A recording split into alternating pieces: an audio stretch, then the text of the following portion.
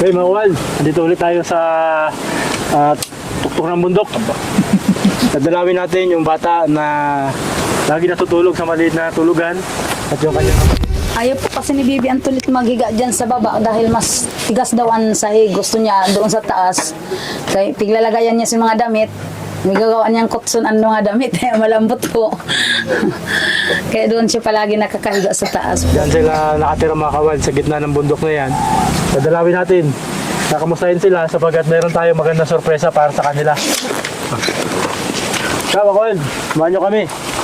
Medyo madulas lang dito. Wow!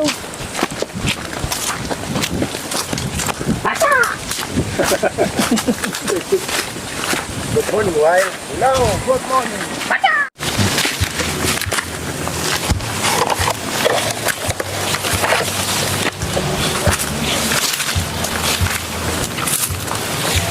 Uy, Bukyo! Ito pala mga kawal si Bukyo. Ano ka? Puputol po. Mag-uuling ka. Ayun. Kamusta? Ay, sumbaga po. Ayos man. Ayun. Ayos na yung bubong mo Dahil pala mga kawal yung bubong ni Bukyo. Dati yan ay puro ano nyo. Salamat sa mga sponsor. Nasaan yung kapatid mo? Diyan po. Tulog. Andito, tulog. Tulog. Ayun. Okay lang. Tignan natin. Halika. Nasa bahay mo po kayo. Ito yung uling mo po kayo. Ilang mo na. Ilang sako na uling mo dyan? Kampo, kalahating sako lang. Kalahating sako. Pang sarili na. Naabo. Naabo. Ilang sako dapat yun? Tatlong sako. Talaga yan.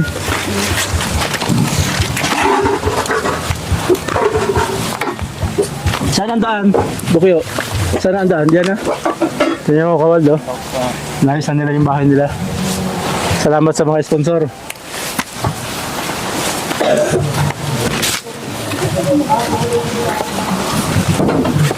Akin ang basa kayo.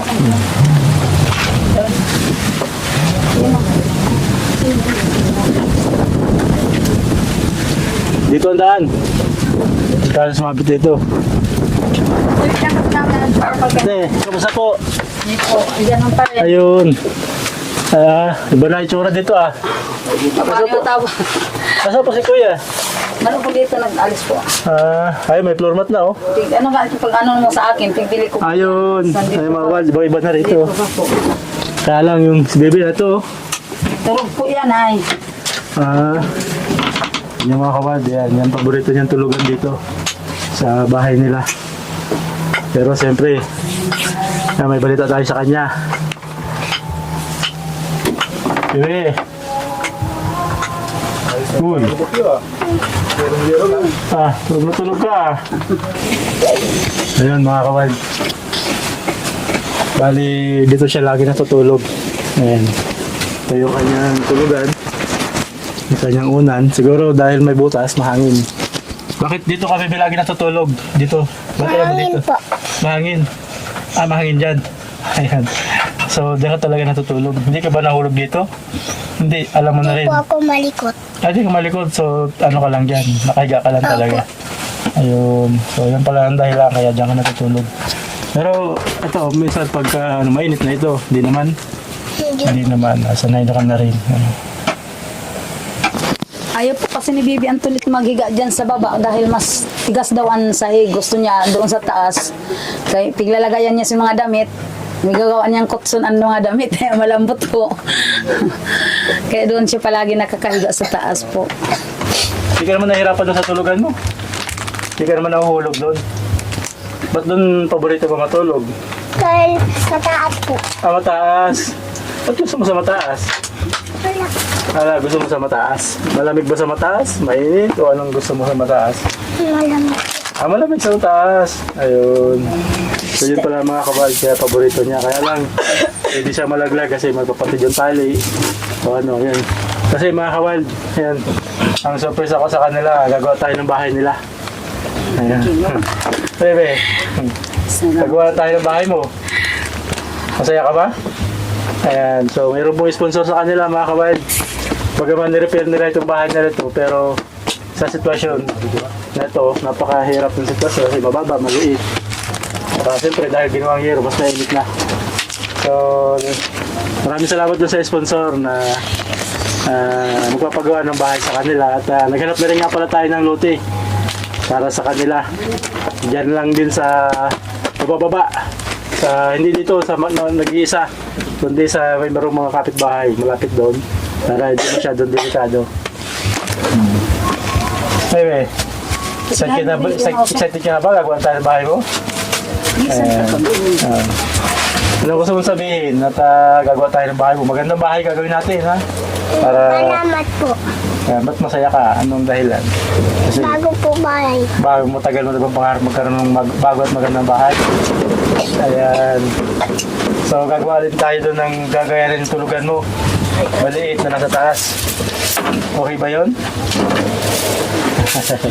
Siyempre hindi. Malaking tulugan ba gagawin na natin? Ayan. Talaga mahilig siya makawal pala sa ganun. Ano? Pero tingnan natin kung ganun talaga ang gusto niya. Mas komportable siya matulog sa ganun.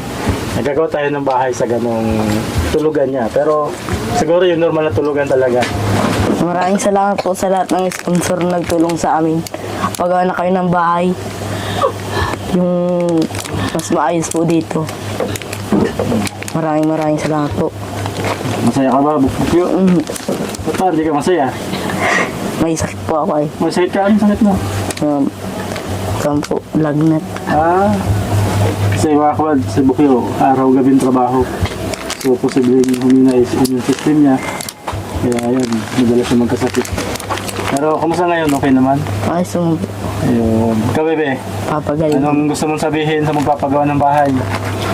Salamat po dahil po may bahan po kami. May higaan na kayo. Ayun, gusto mo ba magkaroon ng magandang higaan? Yung malambot. Ayun. Matigas ba yung higaan mo doon? Matigas yun? Ayan. So, ayun mga kawal. At,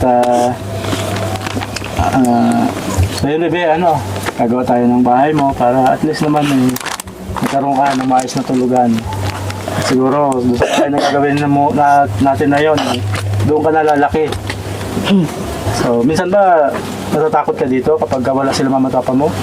Opo. Ba't ka natatakot? Wala. Meron ka ba dito kinakatakot? Opo. Ano kinakatakot mo dito? Multo po. Multo. Ayun. Hindi kasi mag-isa sila dito mga kawan. So, nakakatakot talaga pag mag-isa. Maraming humuhuni ng mga ibon. Tapos siyempre, dahil babae, nakakatakot talaga para sa kanya. Kaya pumili tayo ng lote na mas malapit sa mga tao. Pero hindi naman nasa palibot. Yan. At yun nga pala mga kawal, yun yung pupuntahan natin para mapakita sa kanila. Gawin lang.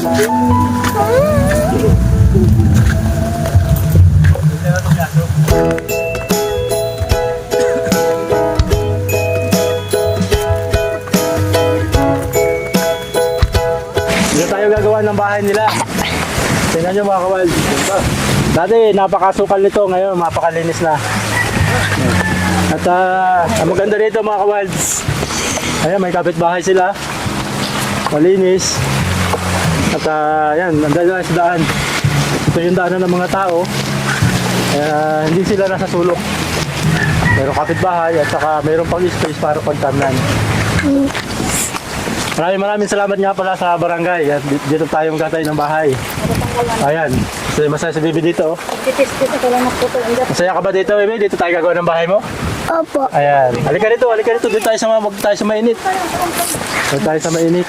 Nakasabi ka dito Oh. Akin po yan. Ayan. So, mas gusto mo ba rito kaysa doon? Opo. Bakit mo mas gusto dito? Mahangin po. Mahangin dito. Talaga mahilig pala talaga mga kawal dito si Bebe Antoinette sa mahangin. At syempre, tinan mo, may kalaro yung kalaro mo. Hindi ko po yan kalaro. Di mo yung kalaro. Ay, magiging kalaro mo yan pagka dito ka na nakatira. Maraming bahay dito baba mo. So, magkakaroon din ito mga kawal ng bakod.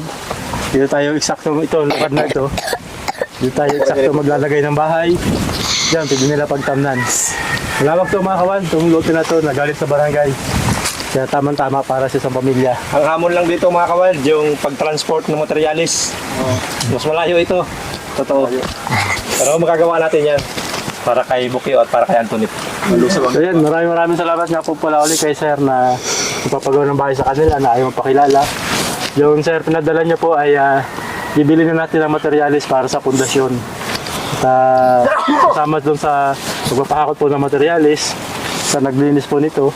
So kasama po sila sa babayaran natin nung una yung pinadala sir. Kaya maraming salamat dahil tutupad na yung pangarap nila na magkaroon ng maayos na bahay na sariling lote. Hindi yung doon natin, hindi po yung sa inyo. Ano? Hindi po. So sinabihan po kayo ng may-ari na hindi talaga pwede. Pwede doon. Ayun. Kaya ito mga kawald, wala lang magpapalit sa kanila. Kasi bigay talaga ito ng barangay sa kanila, bibigyan sila ng certificate. Magpapakita sa kanila talaga ito inewal. Kaya maraming salamat. Paano bebe? Salamat. Salamat po. Salamat. Dahil po, may kutsyon po kami. Ay, may kutsyon ka na. So mahangin pa, may kutsyon pa.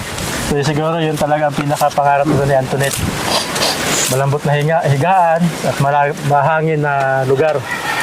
So tamang-tama bebe, yan mismo yung gagawin natin dito. Ano? At siyempre magandang bahay yung gagawin natin dito. Sigurado ako dito ka nalalaki sa bahay na gagawin natin. Maraming salamat po sa lahat po na nagtulong sa amin mga sponsor na pagawaan na po kami simbahay. Hindi na po kami maghihirap sa pag higa namin kung saan po. Lalo na kung bagyo. Nahihirapan po ako. Maraming salamat po sa inyong lahat. Natutuwa po ako na mapagpagawa na po kami bahay. Salamat po. Salamat. Abangan niyo po yung pagkagawa namin ng bahay. Hanggang sa muli.